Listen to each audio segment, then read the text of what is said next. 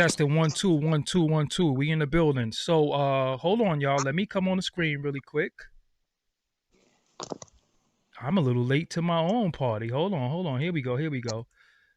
Here I go. What's up, everybody? It's your boy Doggie Diamonds. Another episode of Doggie Diamonds No Filter. I got a special guest today, and when he comes on the screen, he's like, I don't want to call him no internet sensation because he really put his boots down in the street. You know what I'm saying? But we know him on the internet because he just the last few weeks has just been all over the place, good, bad, indifferent to some. But a lot of things he said resonate with me. You know what I'm saying? And y'all know I hate rappers, so I'm on that same type of time. Y'all already seen my instrumental album I was supposed to have been doing for 4 years. The title of it is I Hate Rappers.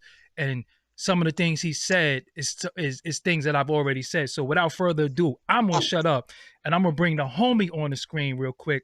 He could introduce himself to the people. So y'all see him right there, the man, the myth, the legend right now. Introduce yourself to the people.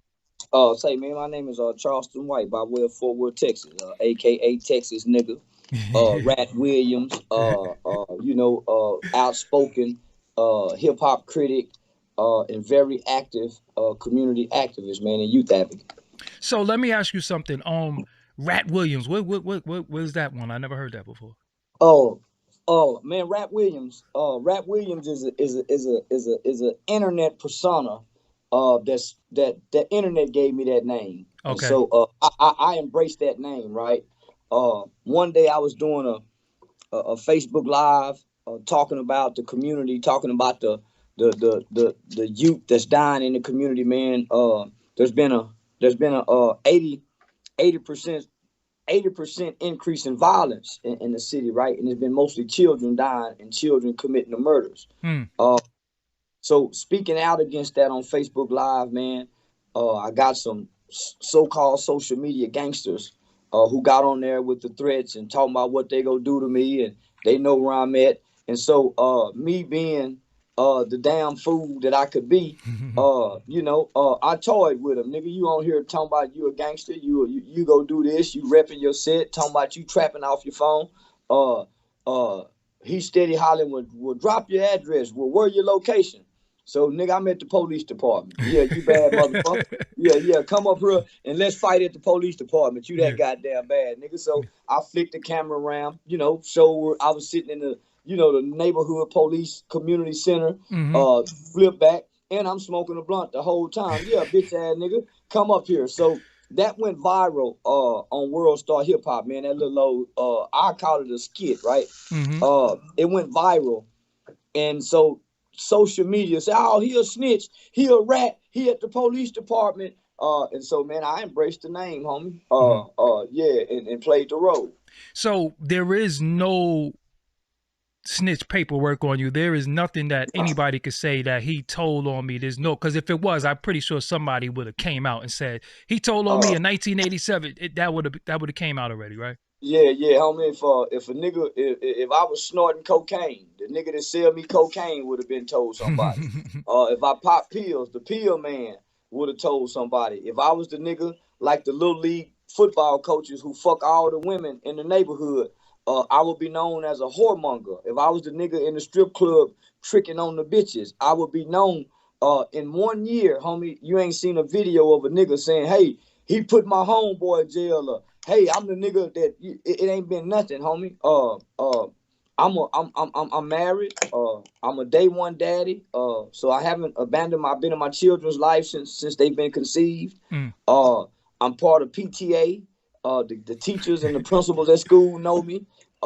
Man, I go to the city council meetings every week. So I work with politicians. I do trainings for the U.S. Department of Homeland Security, Human Trafficking Division. So, man, homie, ain't no nigga. I ain't putting no nigga in jail. I ain't told on no nigga. And, go ahead. And let me just say this: as an adult, I haven't been in no trouble as an adult that would require for me to have to tell on no nigga. I ain't been in no trouble with the law, homie. I ain't been no law breaking ass nigga where I get in trouble and I have to tell on no nigga. No. Yeah, so you just having fun with the Rat Williams thing. That's just comedy to you. So what day? Go ahead. I will call the police on a nigga. Say, homie, if you shoot up the neighborhood, It was a 93-year-old woman house that got shot up on Mm-hmm. Hattie Street on the south side of Fort Worth. Mm. Them niggas shot up the wrong house, right? Mm. They shot up her house at 2 o'clock in the morning over 23 rounds of 2 different high-power assault rifles, right? Mm-hmm. Just shoot up this 93-year-old woman house. I see it on the news. Reach out to gang unit. Hey, man, I want to go. We go help fix the woman house. Nigga, if I can find out who done that, I'll tell on them niggas. Mm. If I find out the nigga who killed Mr. Leroy at the tie shop, and I know where he at, say, man, y'all go tell, say, y'all find out where that nigga at, and y'all give him to me. I'm gonna go tell the police where he at. Nigga, I'm the nigga in the community that's trying to fix the community. Got you. So, nigga, it's some nigga we got to turn in. It's some niggas we protect, but then it's some we got to turn in. Got you. So what is it that was it something one day that bothered you? Where, you know, I shout out to Say Cheese, because that's where I saw you at, and the guy by the name of Sean Holly kept sharing all your stuff on Facebook. Is my Facebook friend named Sean Holly. Kept sharing all your stuff. Would you say it again? I say shout out to Sean Holly. Yeah. So the first thing I seen when you was just talking about the young kid in Philly, how they was ridiculing him because his mother made him tell, and I was like, damn, I ain't hear nobody really spit real like that with no filter since me. I'm like one of the only people who don't care what, you know, because I speak from my heart. I speak from my mind and my heart, and I don't care who it offends. The truth should never offend nobody. The lie should. You know what I'm saying? Yeah. So what was it? Was it that instance that bothered you, or was it accumulation of things where you just decided, yo, man, enough with these rappers? Man, for the last 2 years, I work as an independent contractor. As a mitigation specialist, right? So I partner with a mitigation firm, Shannon Ross mitigation firm, and we work on capital murder and death penalty cases, right? So I work when the young nigga catch him a body, mm-hmm. and he facing life, and he facing the death penalty, and he don't have any money to get an attorney, and he have a public defender. Well, some public defenders petition the court for funding to hire a criminal defense mitigation specialist, right? Mm-hmm. To help present mitigating factors to the courts to get this young guy's life spared. So I'm the nigga that the mitigation specialist hire to go interview the nigga in jail to get the real story about what happened. Mm-hmm. Tell him the full consequences of what's going on, and tell him, say, nigga, these white folks really trying to help you. So if they wasn't trying to help you, nigga, I wouldn't be in here talking to you, nigga. I drove 4 hours to come talk to you, nigga, and I smoked weed the whole way, and I can't take these gold teeth out my mouth. Listen, nigga. So I go talk to the nigga in jail. Mm-hmm. So when I leave him, I set an appointment to go talk to his mother, to go find his football coach, his 3rd grade teacher, anybody in the community that can tell me. That can vouch for them. That can tell me his life. What kind of kid was he?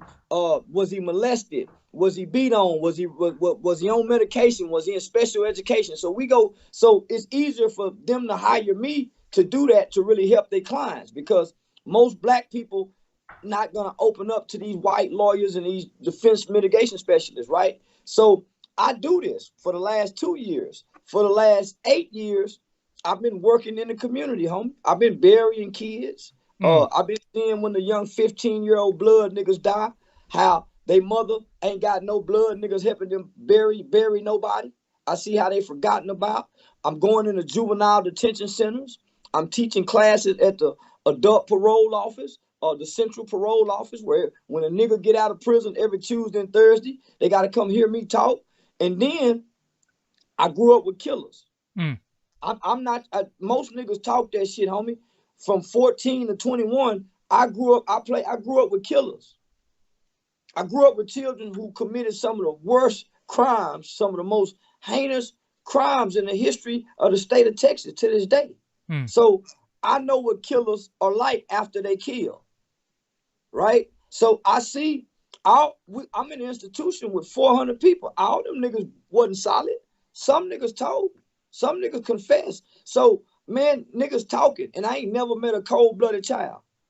All the killers I grew up with niggas who killed their mamas and their daddies. I grew up with guys who raped 6-month-old babies. I grew up with a nigga who tortured an 80-year-old woman, fucked her, raped her, set her on fire. Man, I've never met a child with a cold-blooded heart. Nigga, we cried, we laughed, we were still children. So when I see that, I'm saying these niggas faking. Talking about all, if I was 14, I would say, homie, the average human being have not seen a paint of blood leave nobody's body. You see what I'm saying? They ain't, the average human, at the funeral, they don't get close to the casket. Yeah.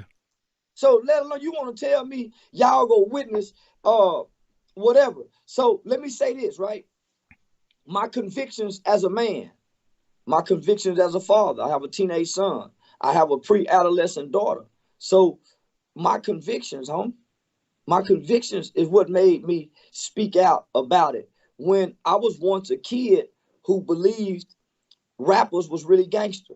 I was brokenhearted and disappointed when I found out Ice Cube wouldn't like how he rapped. Man, I was heartbroken when I found out Tupac really didn't sell drugs and he was an art student. Man, I was heartbroken because I believed they was what they rapped about. And so they tricked me as a kid, homie. Them rapping niggas tricked me. So you believe that they still tricking children to this day? They still tricking children to this day because they won't get out of character. We don't see them get out of character. The only time we get to see them get out of character, at least for me, is when I went to Nipsey Hussle's funeral. I went to Nipsey Hussle's funeral with the Rolling 60s, with the original Crips, homie.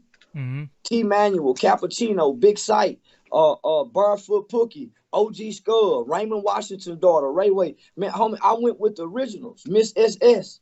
So I got to see this shit up close and personal. And so I got to see Nipsey Hussle out of character. But he was in a casket.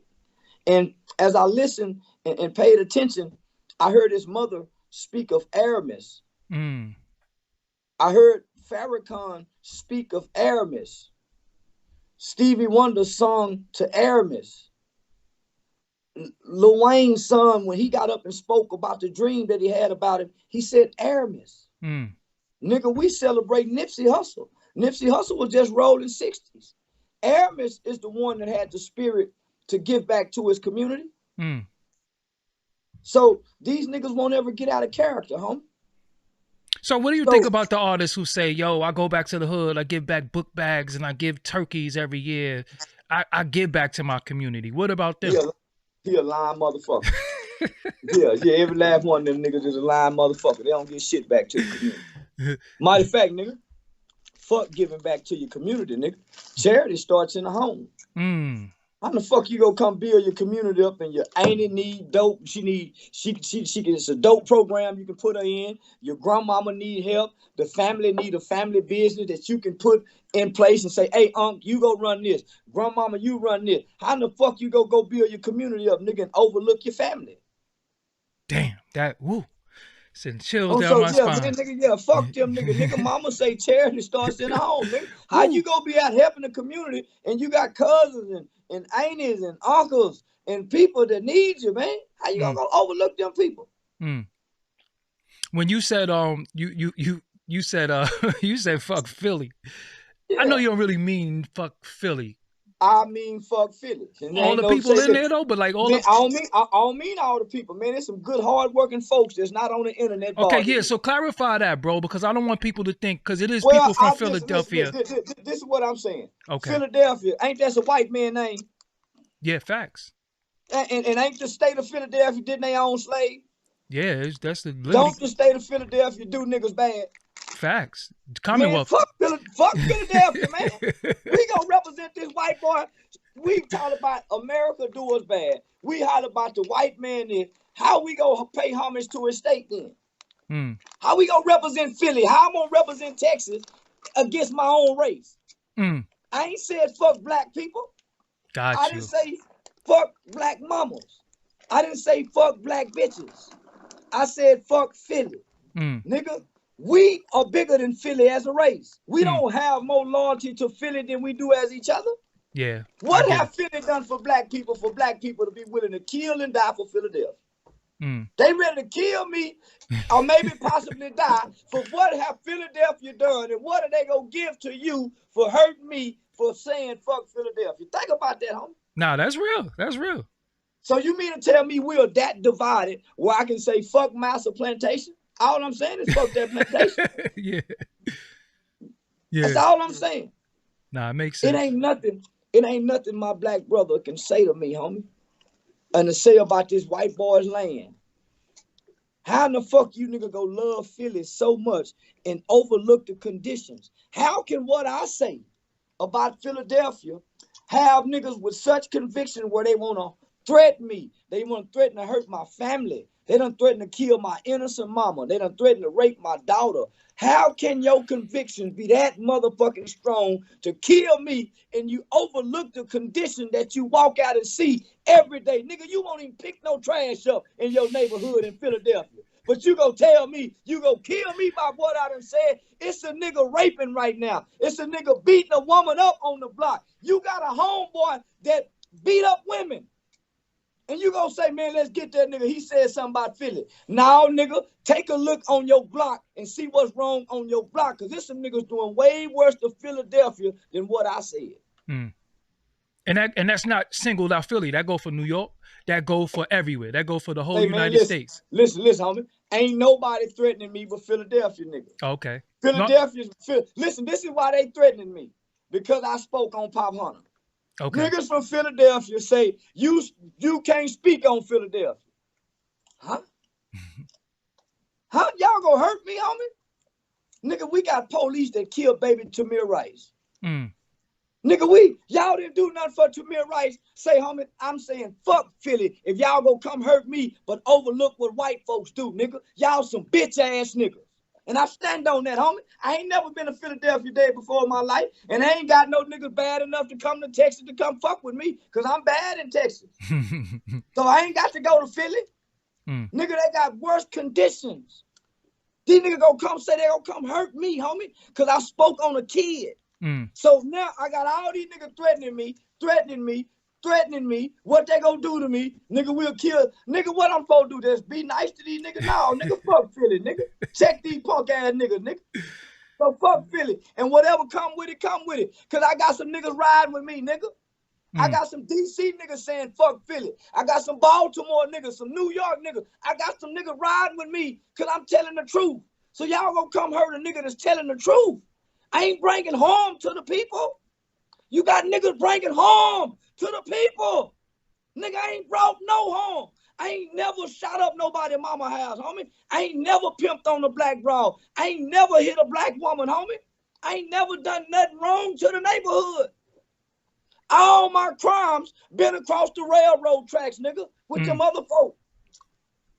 So I done, and nigga, say, homie, if y'all want to hurt me for saying fuck Philadelphia and y'all don't want to go get no police, y'all don't want to go get no police. It's some niggas that done told on some niggas in Philadelphia, and y'all done let them niggas come back to the city and ignore them niggas because they getting some money again. So y'all saw? Is that how we doing it now? So if that's how Philly represent Philly, say, homie, fuck Philly. If that's how Philly niggas do it.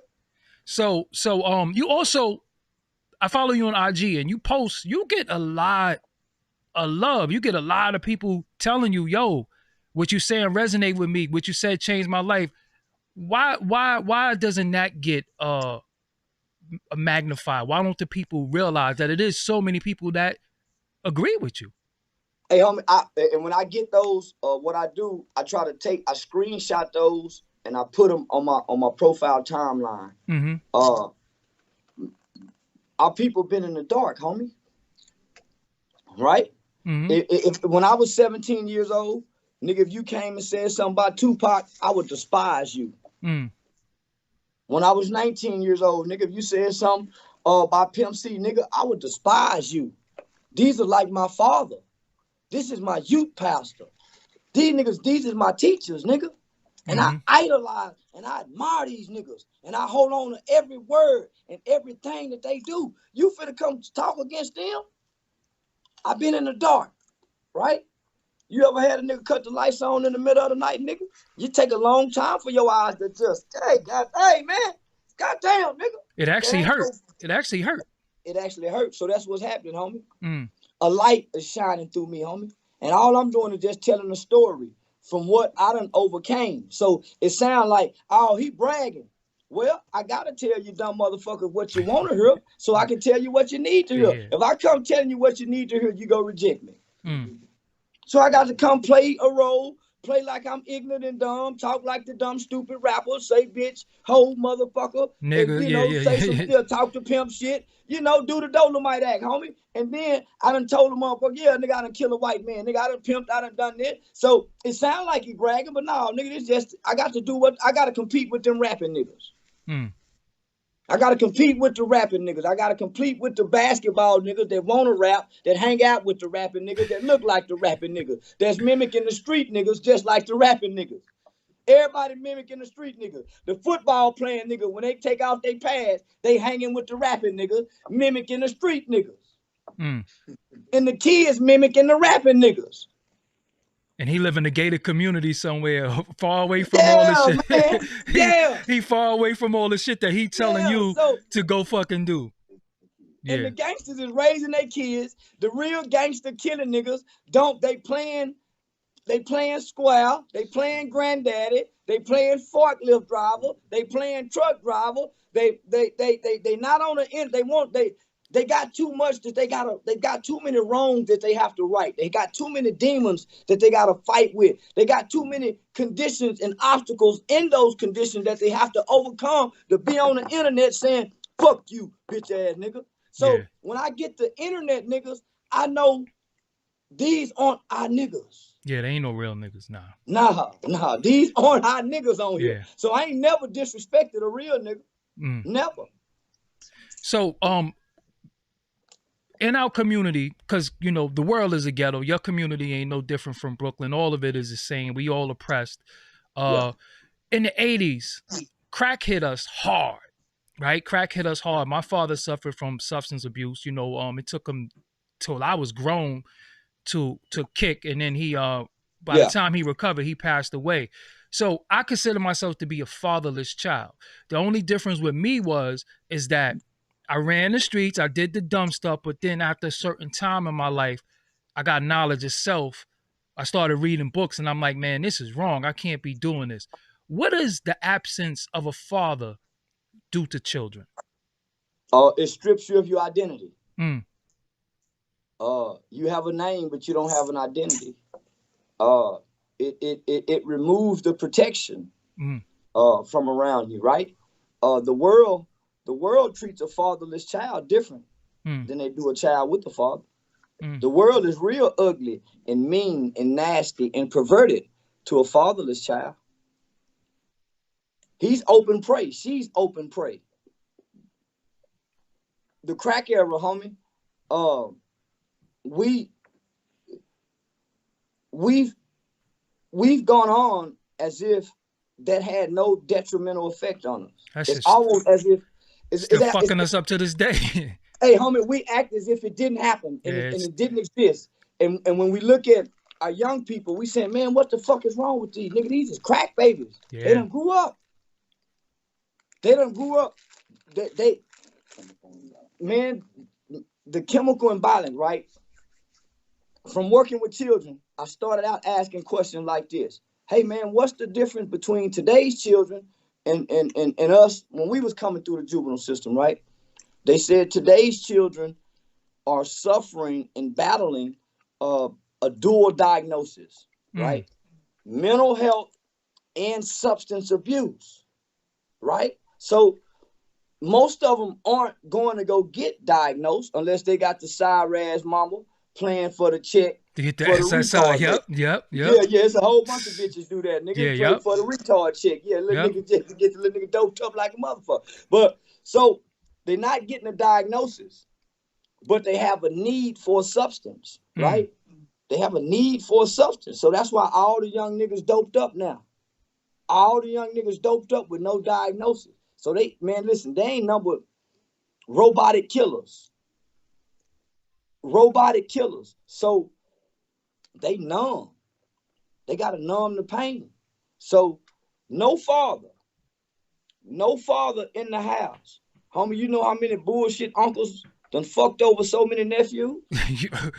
I'm a living testament. I got some bullshit uncles, boy. Woo. Say, you I know don't how even many, talk to some of them. you know how many perverted uncles done Yes. fucked over so many little girls? The father brother too at that. That's what I'm talking about, homie. So working with children in the juvenile system, homie, I've been in collaboration with the child protective system. So I've read files on young niggas who done been molested by their dad's brother. I've read files on young niggas who spent the night over somebody's house, and the uncle or them people, him and his buddies run trains on young niggas. So then when I look at the death penalty cases, and you're reading the files on the death penalty cases, say, homie, most of them niggas that turn into stone killers, and they be violent and super aggressive, they've been touched. Man, it ain't no, all the statistics show it. So now I learn to look back and see, homie, why this little nigga so goddamn mad and violent? Why he can fight so hard? How did little nigga fight this goddamn hard at 12? So I learned to not look at the actions of the kid, nigga. Let's examine and break it down back to a backstory. It's a backstory, homie. It's a backstory behind every crack pipe. Yes. Nigga, that motherfucker fire that crack pipe up, man, back them all the way up to their earliest memory. They'll walk you all the way up to that crack pipe, how they got on dope. That's the assessment, right? So we not assessing kids no more. Nigga, we just plugging them into the music. It's funny that you say that. I did a video on here on my channel called The Real Reason Why Doggie Diamonds Doesn't Drink or Smoke. And it went back to my father having substance abuse problems, and I'm his child. So his addictive personality, that's in my DNA. So I used to drink all the time, drink. And then one day I drank a fifth of Hennessy and I ain't get drunk. And I'm like, well, where do I go from here? Tell you, a fifth of Hennessy and you don't get drunk? I didn't get drunk.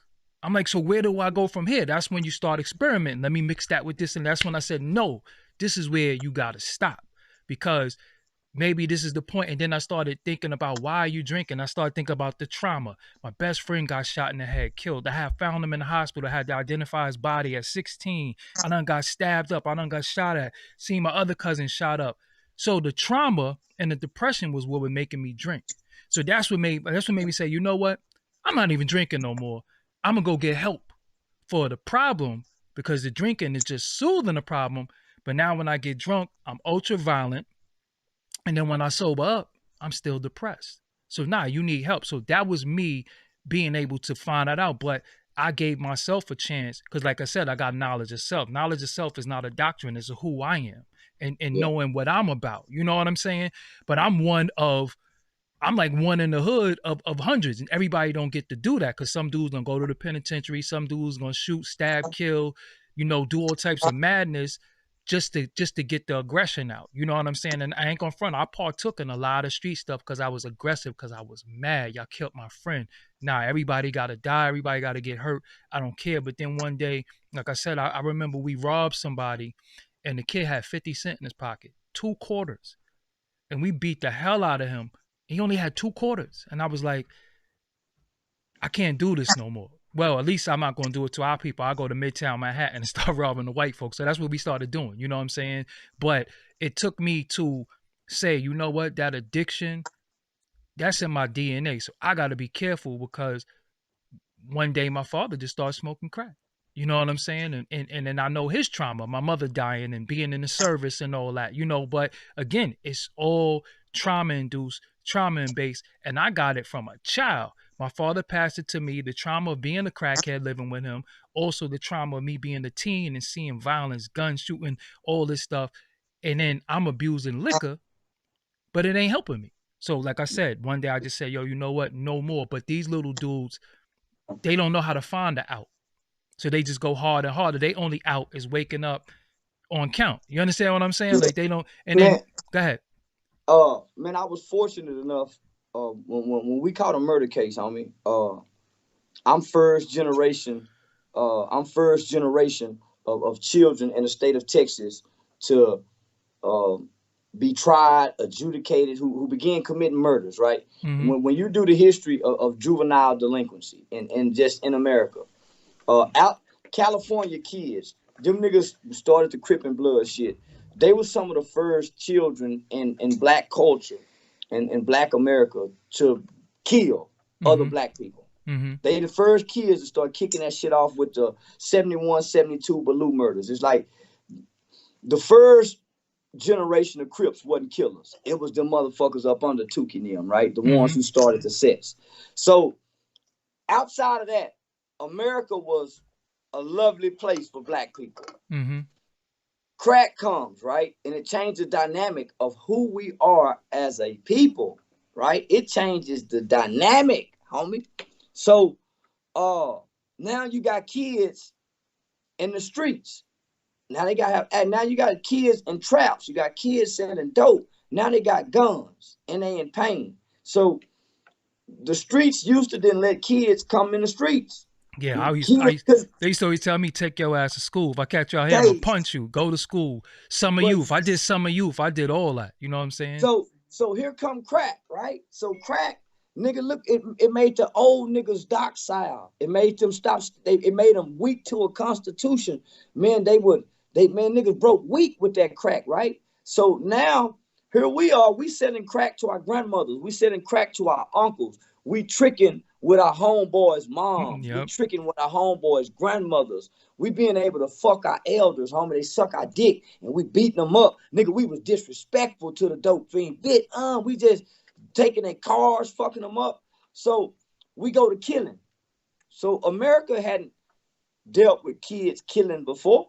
Mm-hmm. This is something new to America, right? Mm-hmm. So in Texas, we had a governor, white lady, Ann Richards. Ann Richards was a recovering alcoholic and drug addict, right? She became governor.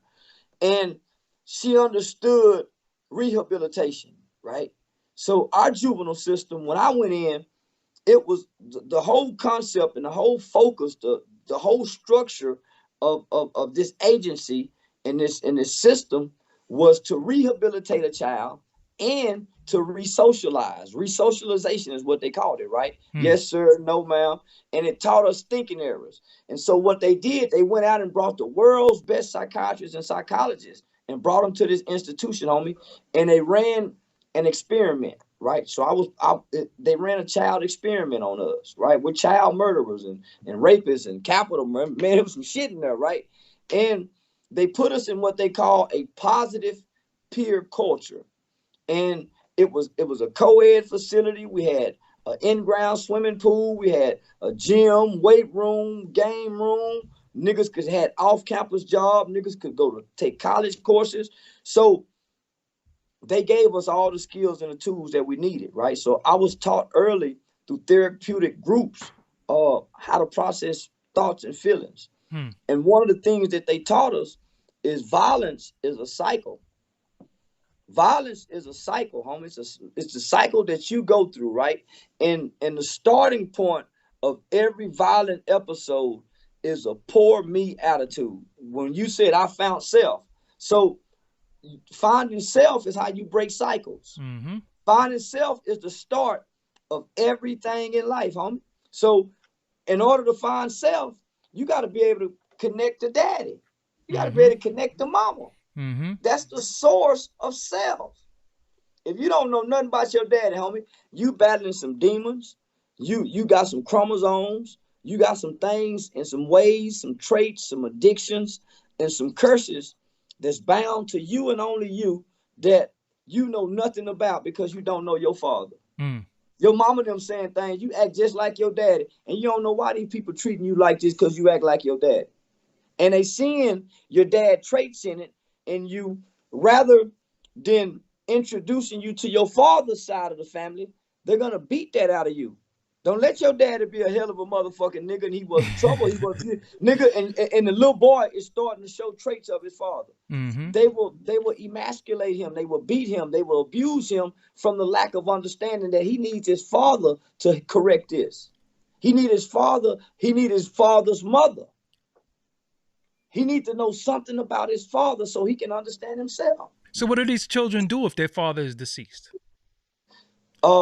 Man, he got he got a family over there, though.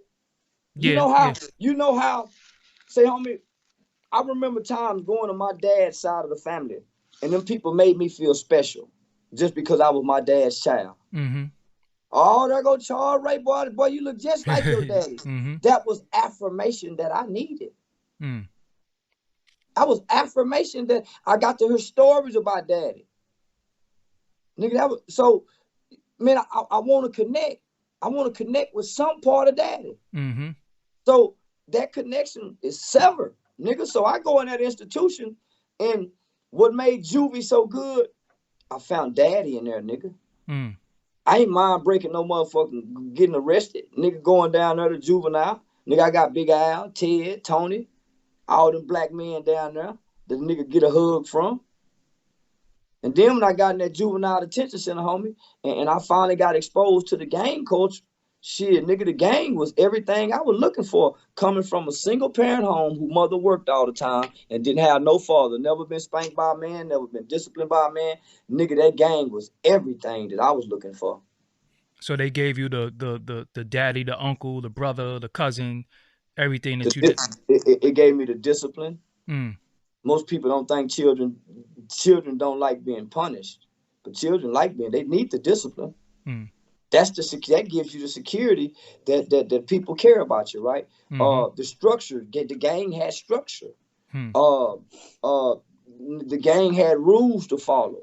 The gang had rewards if you followed the rules. The gang provided affirmation. The gang it instilled self pride. Man, it gave me, it filled the void.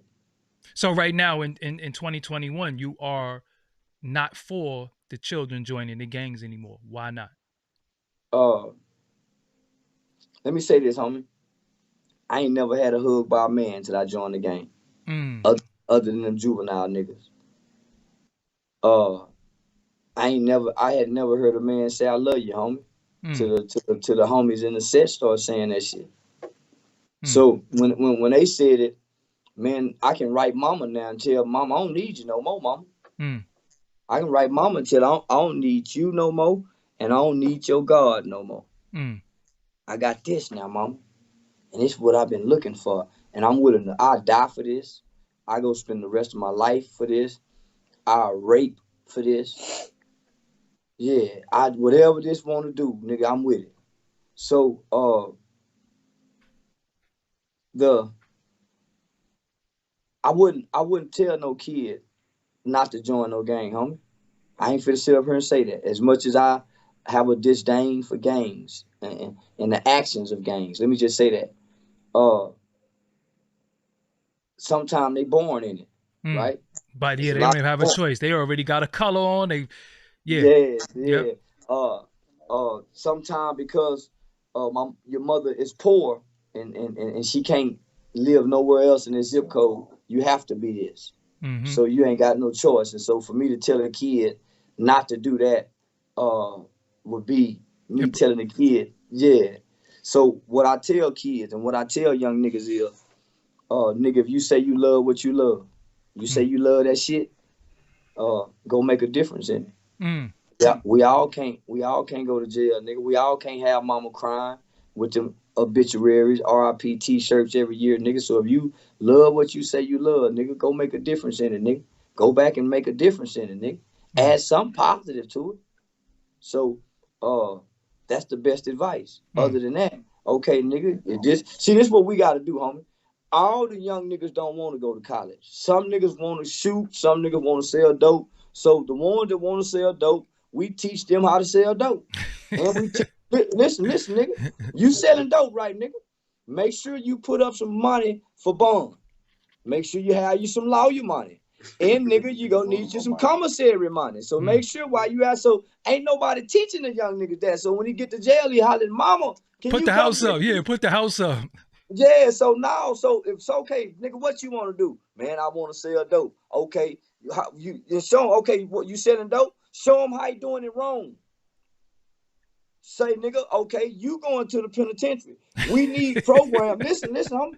We need programs that prepare young boys for prison. Prison for a day program. Crazy. Show you how when you get in them fields, nigga. Teach you how to move when you go to prison so them niggas don't put that dick on you. Them niggas go run by, some niggas go run by and brush that dick up against you, boy. And you gotta know what to do. You got to know how to respond. Damn. Oh yes, you go, yeah. So, homie, if some young girl wanna sell pussy, if some young girl wanna strip and sell pussy, we need some old hoe teaching them young hoe how to sell that pussy right. Girl, don't let that boy just give you $40. There used to be a time pussy cost $300 for 15 minutes. Damn. You was on the time. He was on the time frame. Say, man, $300 for 15 minutes. Damn. It called half. It's called a quickie, and then the quickie come before the half hour. See, it's a 30-minute rate too. Damn. See, the young girl don't know nothing about that. So, homie, we got to be real now at this point because we're at war. We're at war not just with other ethnicities. We're at war with ourselves. Internal wars, yep. Internal wars, right? But with other ethnicities, we're the spoils of war. That's why we're the largest consumers, right? We're tricked for our economics. So we're at an economic war with other races that's ciphering us for our resources, and we fight with each other over emotions and social bullshit. And nigga shit. Nigga shit. All emotional shit. Yeah. Niggas in they feelings mad at another nigga from watching another nigga. Yeah. Let me ask you something. You did an interview and you had got a few questions about rappers and you kind of ended the interview. What pissed you off so much with that? Because that had me rolling. But what bothers you that you kept getting asked questions about rappers?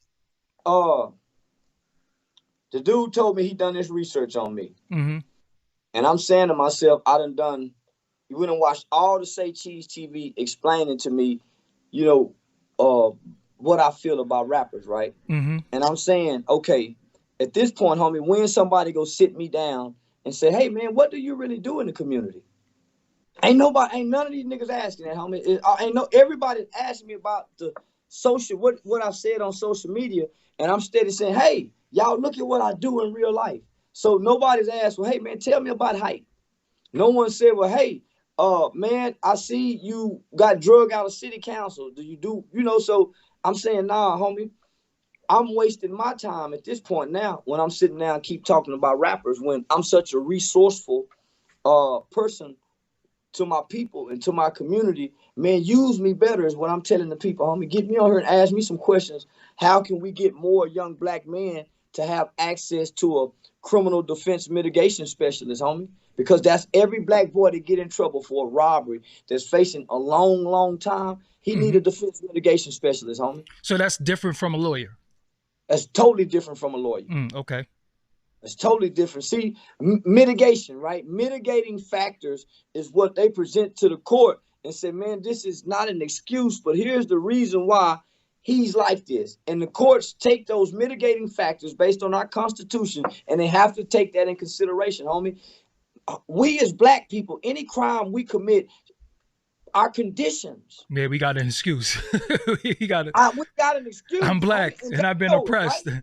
You see what I'm saying? So they know it. So I'm saying if the public defender's office would do this down in Texas, why don't the lawyers that we give money to, why ain't they doing this, homie? You know how many young niggas could get their time cut from 75 years to 25 because we can go look at their life and get the backstory of who they are, how they grew up, and present this to the court and say, Your Honor, this kid never really had a fair chance. So let me ask you something. And y'all could take notes from this interview because we ain't talking about rappers the whole interview. We talking about real life shit. So my next question to you. So say a young dude, he gets locked up. He's looking at 30 years. And what does he ask for? He has his lawyer. What does he say to his lawyer? Is this something that he presents to the court or he presents to the lawyer? What does he ask for directly? Well, the lawyer, there's mitigation firms, right? Okay. If you get in Google and type in criminal defense mitigation specialist, okay, you'll see in your local area, right? So they give this automatically to somebody that they're going to give the death penalty to. Okay. Right? Man, a death penalty guy, he gets every right that you can imagine. Before they kill him. Man, he get every right.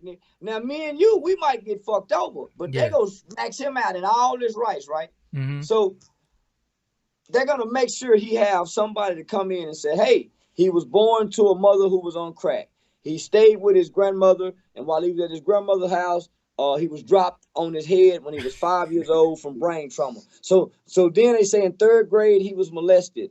In the fourth grade he played football from sixth to seventh grade, and he had a few concussions. So man, they're gonna go get all the medical, all the data on you, All the homie. research they do before All, they say put his yeah, lights out. homie. Yeah. And so for us, because we're born in these situations, in these circumstances, in these conditions that we're born in, homie, we all should have that opportunity when we break law. Homie, the white boy sold us the condition that our people been in, homie. So down in Texas, one of the most, homie, we harsh on anybody in Texas, right? Texas, Oklahoma, Florida, homie, we harsh. So here it is, I got redneck white folk calling me, and they paying me $65 to $75 an hour to work on this criminal defense mitigation shit. So I notice it's just the public defender's office. Why is it just the public defender's office, right? Why can't we hire a lawyer when we catch a case to say, hey, man, go do this? Most niggas don't even know. So when I get on the case, right? So I come on the stand, and man, I basically break it down to this jury of white people how a nigga is. Man, some of us were raised the pimp. Man, some of us was raised and don't know no other difference that it's wrong until we get in trouble with the law, and now we looking at y'all. Yeah, because we started a lot of us started behind the 8 ball. We was already doomed from the start. So my next question is, what if somebody has been convicted? Is there a way for them to give some of that time back? Nah, homie. Oh damn. Once you convicted, it's almost like God wrote it. And this is what I'm. There's a guy by the name of George Toker, and shout out to George Toker. He's from New Orleans. George Toker had juvenile life without parole. Had life without parole. He spent 30 years in Angola prison system for murder he didn't commit. His best friend came up killed when he was 15 or 16 years old. George was at the hotel with his girlfriend. The foreign hotel owner lied and said George wasn't there because George was underage and he wasn't supposed to be written a room to an underage dude. And it was phone records to prove George was there. Man, George spent 30 years under that juvenile life without parole. In 2016, there was a Supreme Court ruling, the Miller versus Graham ruling, that said it is unconstitutional to give a kid life without the possibility of parole. Up until then, America, Sudan, and North Korea were the only 3 countries on planet Earth that would take a 12, 13-year-old kid and give them life without parole. So, man, George came home. 2012, whenever Hurricane Katrina was, man, they had evidence to prove that George was innocent. Hurricane Katrina came through, man, and destroyed that evidence. Man, the people ain't let George out, and they knew he was innocent because he was convicted. Wow. Right? So Supreme Court ruling. So here, this is what they did, right? So George, Supreme Court said it's unconstitutional. We got to give you a fair trial. You've been in here 30 years. Now, here's the option. Man, if we can go to another trial, possibility you could lose. We don't have the evidence no more, George, to prove that you was innocent. Now, we know you was innocent. We saw the evidence. Wow. Hurricane Katrina washed it away. But if you plead guilty, because we know you're innocent, we'll give you time, sir. We let you out now, George, but you're on parole. We'll let you out. We know you're innocent, but we're going to let you out on parole, George, because if we clear your name, you get all the millions of dollars. Yep. If we clear your name, George, you get all the millions of dollars. So I say that to say this, homie. You fight before you get convicted. Don't wait to fight after you convicted. Yeah. You see what I'm saying? You start to fight before. Most niggas want to wait till after the conviction to start fighting. And start going to the law library and all that. Hey, you was in there bullshitting your whole time. thinking you just Yes, gonna beat it. Nah, you gotta go. You gotta help your lawyer fight that case. You go look up yes. different statutes and different, look through the stuff to give them, because you two eyes is better than one. You know what I mean? Four eyes is So better than two. and so what I've been experiencing, homie, is that uh the today's young niggas.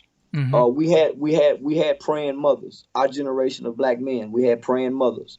Even with our crack addicted mothers. My mother never did drugs. But you hear Tupac say, even as a crack fiend mama, you always was a black queen. So it was still some type of standard, right?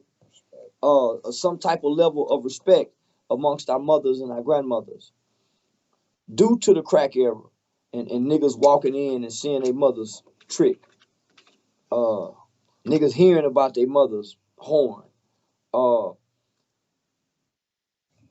the introduction to uh, technology, right? Our children have access to what we never had access to. To see their And so, moms busting it open. say, homie, say. So I'm trying to word this right, homie, Yeah, because yeah, this is yeah. this, right. And so it's not only do our children resent their fathers, they also resent their mothers. Mm. And not only do they resent their fathers and their mothers, they share resentments to their grandmothers, Mm. right? Because grandmothers have had to carry a load. Uh, and in the process of carrying a load, grandmother dishes out some neglect, right? Because now she resent her daughter for being an irresponsible daughter. We got 2.5, 2.3 million children in CPS.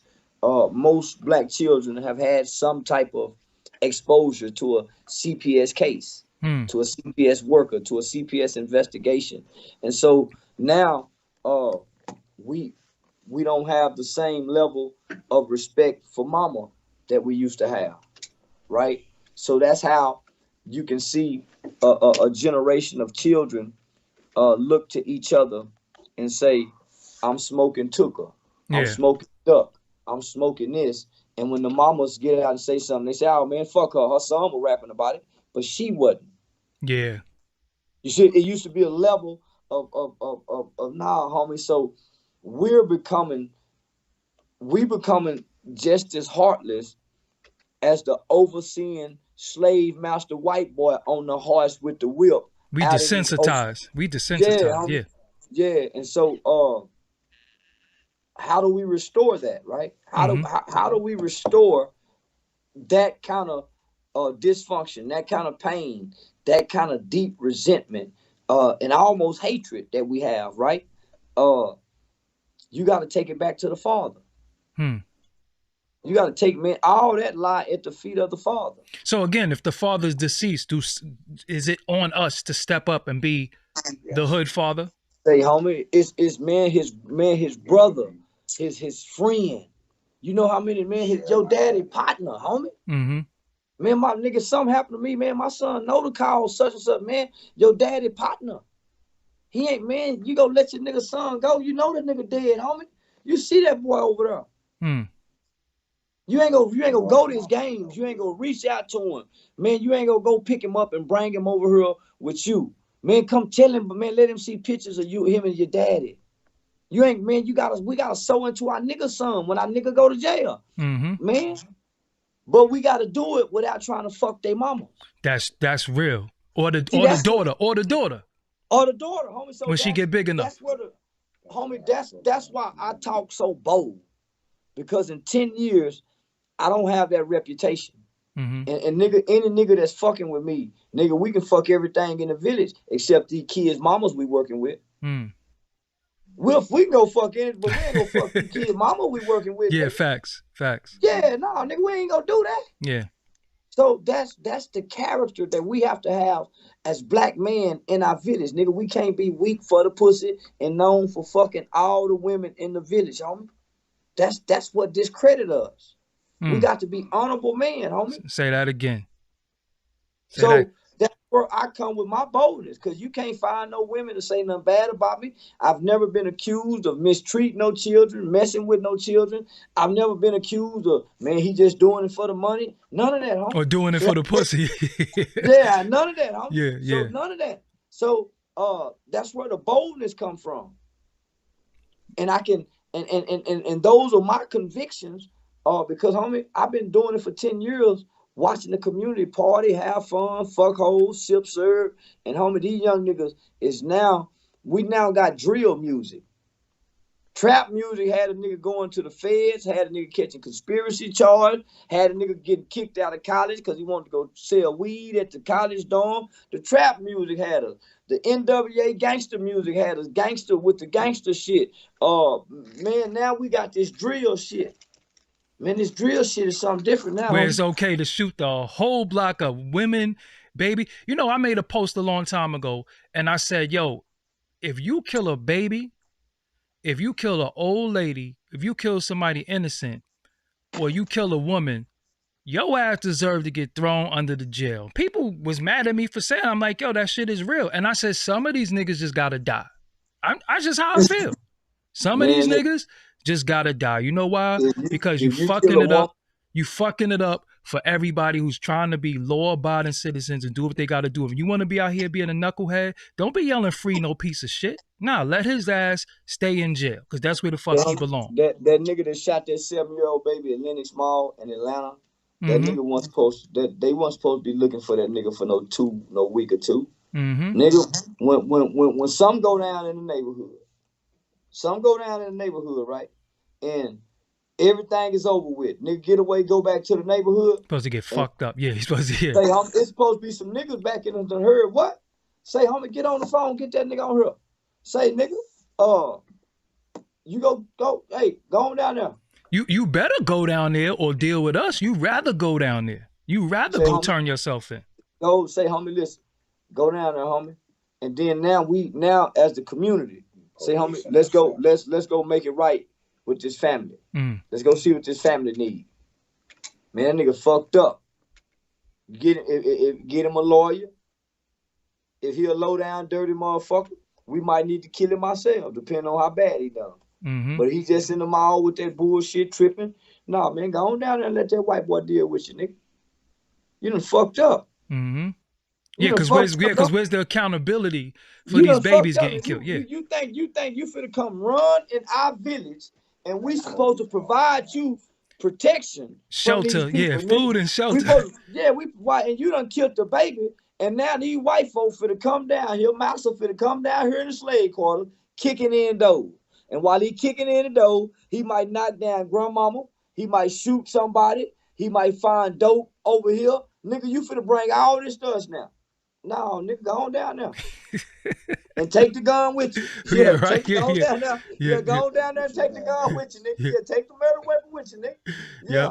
So, I mean, I could talk to you probably for like 10 hours. You know what I'm saying? We just building, you know what I'm saying? And like I said, a lot of things that you said resonated with me, but I do want to close out. If it is an artist, rapper, who wants to partner with you and wants to do more for their community and wants to get up with you and say, yo, you know what, Charleston, what you're saying is real. I realize there's been some error in my ways. How can I fix up? Are you willing to sit down with anybody and put some plays together? I'm not willing to sit down with no rapper. I want listen to me. Homie. Go ahead. I want to sit down with the man. Don't bring me the rapper. So whatever the rapper name is, whatever 50 Cent name is, I've worked with Curtis Jackson. Don't bring me the rapper. Don't bring me the character, homie. Are you a father? Man, I don't want, man, let me work with the man. Don't bring me the rapper. The rapper is a puppet. The rapper is a detriment. The rapper is negative. Man, who are you outside of that character? That's who I want to work with. I want the kids to know who you are. Nigga, fuck who the rapper is. The rapper is a lying motherfucker. The rapper a lying motherfucker. I want to know you, brother. We don't get to know. We never got to meet Aramis, homie. The kids don't know nothing about Sean Carter. All we man, even biggest Master P is, homie. He Master P. Yeah. We don't know the businessman Percy Miller. We don't know Clifford Harris. When we saw Clifford Harris, nigga, he was working community service. He was on the With the stand police, too. He was on the with the stand too. police department. Yeah, with the police department saying, hey, call this 1-800 number for Crime Stoppers if you want to. Yeah, man, he was encouraging people to be law-abiding citizens, encouraging children to report crime. That's the guy I want to work with. Mm. And let me just say this, homie. We got to partner with the police department. Mm. We got to work with the police department. In what capacity? Listen to me. Listen.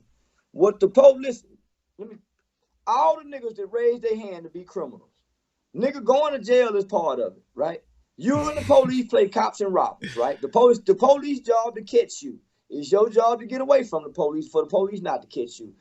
We ain't got nothing to do with you and the police, criminal motherfuckers. But if you in our communities and your crimes spill over and affect us, now we got something to do with it, right? Mm. You and the police supposed to be playing cat and mouse on y'all own. We ain't got nothing to do with that. So you bring the trouble to the neighborhood, right? We ain't telling on you, but we got programs that we need funding for. We got nonprofit organizations. We got little league sports team. And we tired of standing on the corners begging in the hot summer saying, hey, we need money to go on a trip. Yeah, that little clipboard these kids be having for gym clothes and stuff, yeah. So since the preachers got the nonprofit tax exempt status, right? The preachers in the church 501c3s. I'm finna break it down for you. They got in the bed with the state, right? The state and church have always supposed to have been separate, but Governor Bush came with the faith-based initiative program, and so the church boy got over in the bed with the governor. So now the church is a tax-exempt status. So the church get all the money. That's why every time it's a police shooting, right? They got the preachers coming to come talk to us. Because all of the funding, all of the money that we need to help fix us with programs, after school programs, community programs, rec centers, comes through the police department's budget called CCPD funding for public safety, crime prevention, and crime intervention. So we over here saying, man, fuck, we ain't working with the police. And the pastor them over there getting all the guys. Yeah, they over there like this, rubbing their hands together like Birdman. So what it is, we got to have a buffer between us and the police department. When the police say, hey, we looking for such and such, we finna go down there and kick his mama door in. Hold on, man, hold on. Give us a few days to see if we can get him to turn himself in for y'all go kick his mama door in. We ain't gonna tell y'all where he at. That ain't our job. We ain't doing the police job. But we can talk to him. Now we go talk to him. If he tell us fuck ourselves, fuck the police, they got to come get me. Hey, y'all do your job. We go on about our business. But from a community organization standpoint, you have to be involved with your local CCPD funding in order to get your funds for your organization, man. So when people keep saying, yo, we need programs, we need rec centers, we know all that, that's how you get it. Yeah, California got $1 billion budget, homie, literally. California Police Department, that's a military's budget. That's a fucking military's budget. So is that why they're saying defund the police? Is that the same thing? Yeah. That's what they mean, defund the police. So, but we don't want to defund the police, because if we defund the police, then the rich people go hire their own private police organization. Nigga, they gonna be some rogue white boys. Then the sheriff can deputize. The sheriff can deputize who he want to deputize. So we be going back to the 1800s out this month. Homie, we get tricked. We buy into anything. So let me finish breaking down what I was saying, right? Okay. So the CCPD funding is for public safety, right? So some of that money buys new police cars. Some of that money buys drones or body cams. So just say out of California's $1 billion budget, man, at least 300 million is for the community. For the community, but the community won't step up and say, hey, man, we need this over here. We don't need y'all to buy more police cars for that shit. Man, if we need this money spent over here, right? So nobody's talking to the city manager, because the city manager runs the police department. Nobody's talking to the city secretary. The city secretary oversees the money. So homie, when we go downtown to City Hall, we all emotions. We don't know how to get to the we're money. taught fuck the police in all Yeah, capacity. yeah, Yeah. yeah, homie. So we need community leaders, homie. We need niggas with non-profit organizations. We need niggas with ideas for programs. Man, we ain't working with the police, but we have to work with them from a community standpoint because all the money, homie, it even goes down to parks and recreation, homie. Our parks, the parks and recreation department, all that funnels through public safety.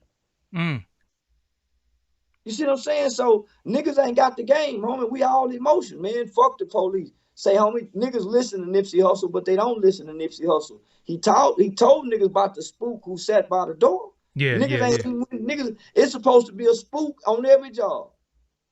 I read the book and saw the movie. Yeah, homie. So niggas ain't soaking game no more, man. The old niggas knew how to play. The Ku Klux Klan, homie, was defeated.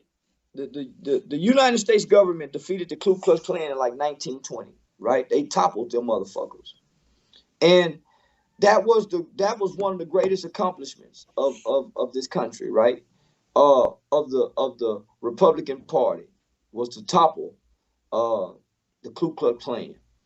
So when the Klan lost, homie, they took a big hit. Politicians was revealed. Man, they snatched the covers off them motherfuckers, right? So now you don't see too many Klan people in hoods because they snatched the hoods off and exposed these people. So what they did, they took a step back and they raised their children to go infiltrate America's government. That's how they got back, right? So the fight that we see today is between the Klan, redneck, racist white boy, and them Jews and them liberal motherfucking white boys. This ain't got nothing to do with black. So they raised their children to go infiltrate into the military, the police department, the ambulance worker, the schools. So now what we see today is the Klan's children is in power. The rich white kids back in them days, they traveled the world. And the Klan came and took power back. So what we seeing now, homie? What we seeing, these are the Klan's children. We think President Trump is a racist, homie. He a German. He a fucking German, homie. He ain't no English racist white boy. He a German. He attacking Jews. He to get back for Hitler. And we fucking with that man like he bothered. Them people ain't bothering us, homie. They got a bigger fight on their hands. We just pawns in the game. Yeah, you know. You see, so this is what I'm trying to tell my people. We're just pawns in the game, homie. This is the perfect time for us to pull out. And mind our fucking business. No, mind our business and hold up, pull out from them. Mind our business. Fuck what they doing at the Capitol. Fuck voting. Fuck politicking. Nigga, pull out and let's huddle up. You know, it's funny. I did a video on here the day that, and I was just telling my audience, I was like, yo, that shit ain't got nothing to do with us. You ain't seen none of us there.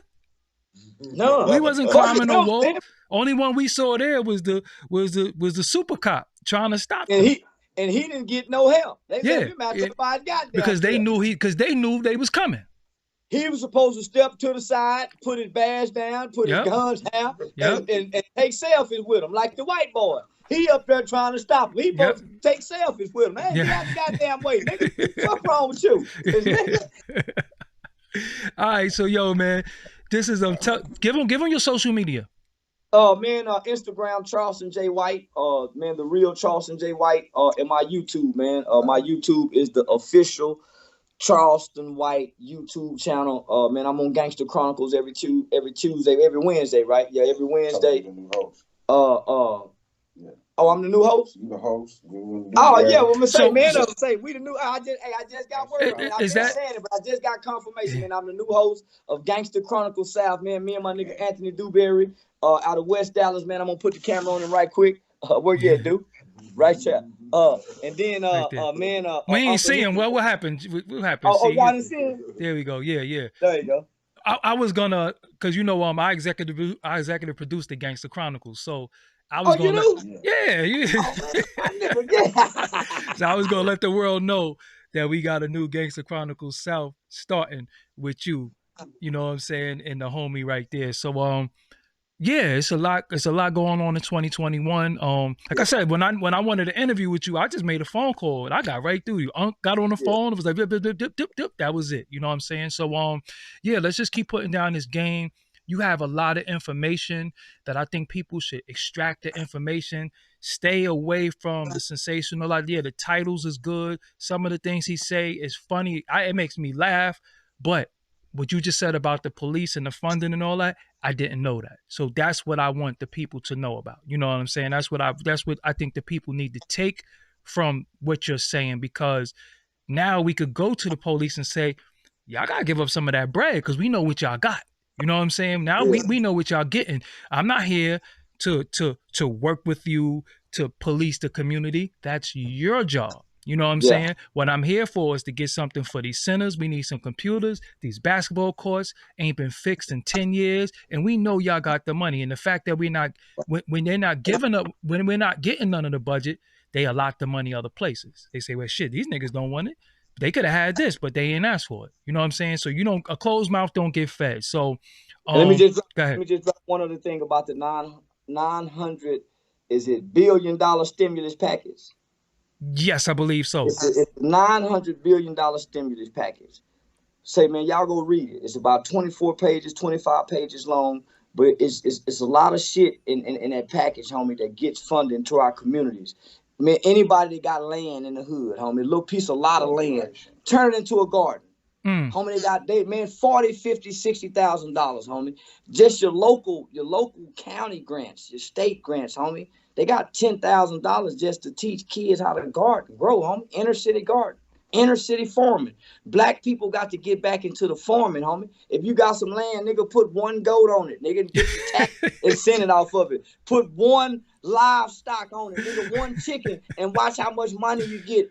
For real, homie. So just, man, y'all don't be so caught up into the $2,000 stimulus package that you don't look at that 900 billion, Oh, nigga, don't know how yeah. to get access to it. There's damn near $1 trillion. So yo, Yeah, man. yeah, bro, I thank you. This ain't our last time chopping it up and all that. You know what I'm saying?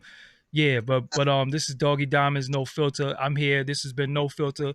You know, we ain't talk about rappers the whole time. We talk about real stuff. You know what I'm saying? Yeah. And this ain't gonna be our last time chopping it And, up. and I want to make it's two things I want to clear up about Philly. Go ahead. Man, don't get so caught up into the fuck Philly. I have no bad sentiments about Philly. It's just the negative energy that comes. So I ain't talking to now person waking up every day trying to live life, take care of life, and got to deal with the struggles of a black person in Philadelphia. I'm talking to the people that's non-productive, that give out that energy, right? Number two, for rappers, I love rap music. I love the genre of music. I love music, right? But at this point in my life, at 40 years old, homie, I can't embrace a rapper when I've seen at least 30 years of what it produces, right? So I'm not attacking a man who chose to become a rapper. I'm attacking that culture. I'm attacking that image, the rapper, not the man. Mm. So with that, yeah, I'm Doggie Diamonds. I'm gonna sign you out, man. Thank you for joining me today. We gonna build later on after this. You know what I'm saying? Because we got some other stuff to go through and stuff like that. But yo, yeah, this is new host Gangster Chronicles South. Y'all heard it here first. I'm So excited. yeah, Yeah, me and my it is nigga what for it the is. rock. Yep. All right. So yeah, y'all, this is Doggie Diamonds. Yeah, another successful show. What could I say? He said a mouthful. He said a lot, but again, something that he said, even when I was able to sift through a lot of things that he was saying, something resonate with me because I can always tell by a man's spirit and the conviction in his words. And when somebody say, "I'm willing to die for what I'm saying," you got to look at them different because if they willing to die for what they saying, that means they damn sure ready to live for what they saying, you know? So that's more important than the fact that they ready to die, that he's willing to live and live with what he's saying. A lot of y'all say stuff and y'all throw rocks and hide your hand. You get a PR person to strike that from the record an hour later. You know what I'm saying? This man has said some things that many people didn't agree with, and he's still standing on it. And you know, talking to him behind the scenes, and even y'all can see today, y'all can see the man and that he really cares about the people and cares about his people. And however he gotta grab you. Remember, I always told y'all, sometimes I'm gonna give you what you want just to give you what you need. Because you know, that little kid, they might want some juice, but you gotta eat this food. You know what? Take a sip of this juice. But you gotta eat that dinner. And when you finish the dinner, you go get some more of this juice. But I'm gonna give you a little bit of this juice to let you know this is what you're gonna get after you eat that dinner. You know, so again, with our people, sometimes, unfortunately, a lot of people are not mature enough. So sometimes we gotta speak their language. So sometimes it come with a couple of curses, it come with a couple of gestures, it come with some fingers, it come with all types of stuff. But you understand that though, right? Because if he had a sat before us, if I sit before you and say, well, sir, yeah, you're gonna be like, man, get this square ass nigga out of here. You know what I'm saying? But we really from what we talking about. And who's more qualified to talk to you than the people who's really not these dudes in these gated communities, not these dudes that tell you to trap or die and then send their kids to college. You know what I'm saying? Not them. They not qualified to speak for us no more. We booting them out them seats. The real street dudes who don't even want, because any street dude don't even want to be no street dude. Nah, he's That's what y'all struggling don't get. every day. Nobody even want to be in the street. I got the big homie, been in jail 18 years. You know what he telling me? Stay out of the streets. Anything that happen in the streets, you make a phone call. You keep doing them interviews. I don't want to hear nothing about you in those streets. And we the same age. But I call him the big homie because that's big homie advice. I keep telling y'all, any man who put a pack in your hand, a gun in your hand, they don't love you. Anybody tell you, whoa, that was me, I'll kill him. They don't love you. You know what I'm saying? When I get into an issue and I call my cousin, he say, yo, go home. We'll figure it out later. Just go home. Let me just let you know. Let me know that you're safe in the house. I'm going to come to the crib. We'll build on it. But don't act off impulse, because some of y'all act like y'all these big bosses and y'all got this whole corporation. But if you go, the whole thing fall. I'm the leader of my army. So if the general falls, sometimes the army don't know what to do. But we fight different though. The general, we had a different type of war. We ain't on the battlefield with guns and we in the battlefield of these corporate offices. We in the battlefield of this tech world. We in the battlefield with our people. And I've been black owned since y'all see me, and I have not been able to be in control. I have nobody been able to tell me what I can and can't say. That's why this is called No Filter, and I do what the fuck I want when I want, and I can never be fired. You know what I'm saying? So with that, I'm Doggie Diamonds. This is Doggie Diamonds TV. Y'all know what I do, man. I'm out of here. Peace.